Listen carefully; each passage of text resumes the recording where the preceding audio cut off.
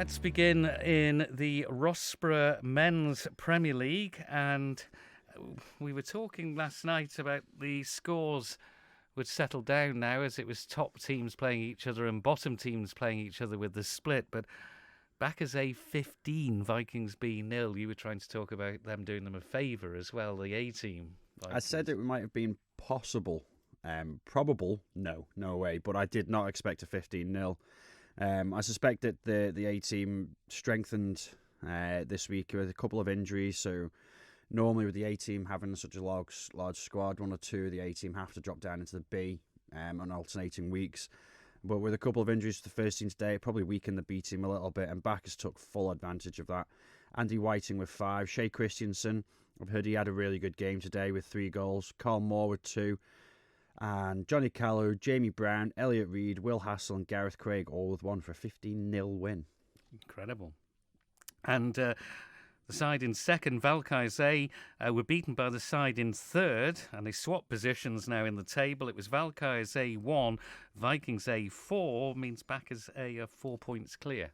Yeah, and I said yesterday Vikings A should be probably the favourites for the game, but Valkyries A have been improving since last season as well, and this season that improvement's continued. But today, speaking to the captain of Valkyries, Kieran Gell, he said they just couldn't string a pass together very well today, and that told. Scott Mason, Tim Henderson, Alex Birch and John Cooper on the score sheet for Vikings A, which pushes them back into second place, and Alex Freer on the score sheet for Valkyries A. Bacchus B 2, Saracens A 1. Really close game here, and at the start of the season you'd have said Bacchus A nailed on winners here, but Saracens A have improved as the season's gone on. They've sort of regrouped, pushed on, and they've nearly had the win here. Craig Lees and Chris Bass on the score sheet for Bacchus B, and Captain George Powell on the score sheet for Saracens A. And Ramsey A, Harlequins A, do you have a score? I do. It was 9-0 to Ramsey A, which Harlequins have had a pretty torrid season this season. You know, they've conceded 91 goals in 8 games. And I don't think it's going to get too much better for them as the season goes on. Thomas Titsos with 3, Nat Smith with 2, Alex Neal with 2, Thomas Hurd and Jan Kane with 1 each for Ramsey A. Let's move to the Rossborough Women's Premier League, and the leaders there, Vikings A 3, Bacchus A 0.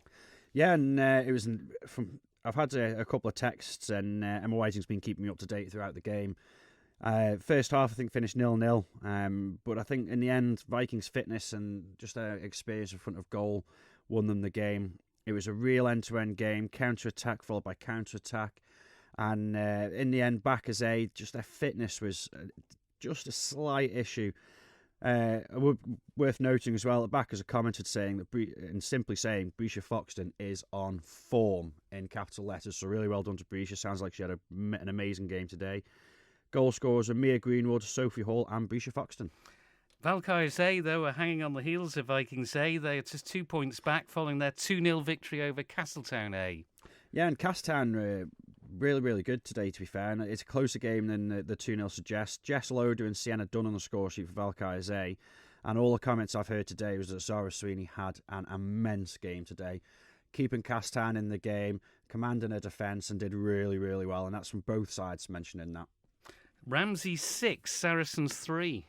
Yeah, I actually said Saracens might win this one, but I'll hold my hand up and say I was wrong. But it was 3-2 half time, so real close at half time. Again, I think maybe a bit of fitness came in the second half.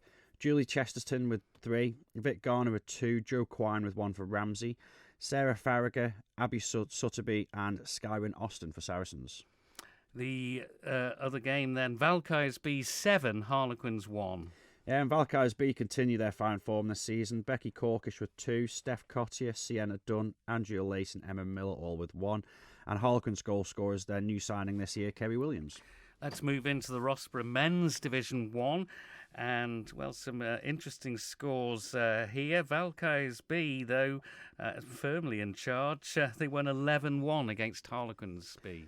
Yeah, when you look at the players they've got on that squad, I mean, just the 3 of the goal scorers are former Island players.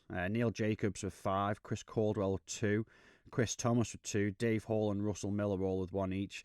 And Harlequins B goal scorer, I heard Paul Moran struggling with his name earlier today in Saturday Sport Live. Ronan You set yourself up for Ronan Santana Tolia. There we are. I've got it. Well done, Sam. Trying not to struggle with that myself.